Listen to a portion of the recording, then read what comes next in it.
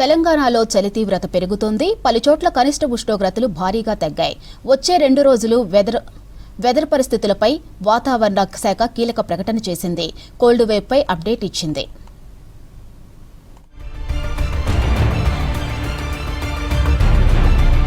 తెలంగాణ రాష్ట్రంలో చలి చంపేస్తోంది. రోజు రోజుకు ఉష్ణోగ్రతలు పడిపోతున్నాయి. చాలా ప్రాంతాల్లో సింగిల్ డిజిట్ ఉష్ణోగ్రతలు నమోదవుతున్నాయి.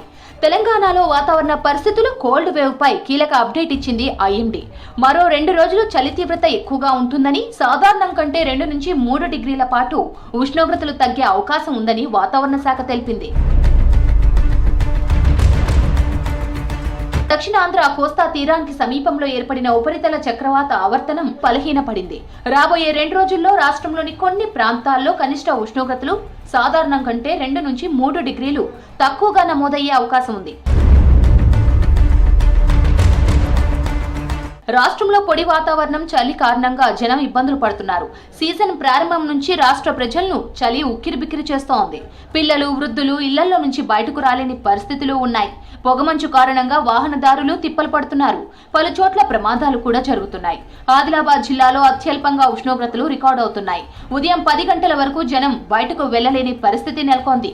రాత్రి సమయంలో చలిమంటలు వేసుకుంటున్నారు జనం. చాలా ప్రాంతాల్లో 10 డిగ్రీల్లోపే కనిష్ట ఉష్ణోగ్రతలు నమోదవుతున్నాయి. అత్యవసరమైతే తప్ప రాత్రిపూట జనం ఇళ్లలోంచి బయటకు రావద్దని అంటున్నారు వాతావరణ నిపుణులు. పిల్లలు, వృద్ధులు తగు జాగ్రత్తలు తీసుకోవాలంటున్నారు. మరో 2 రోజుల్లో రాష్ట్రంలో రాత్రి ఉష్ణోగ్రతలు పెరుగుతాయని వాతావరణ శాఖ అధికారులు తెలిపారు.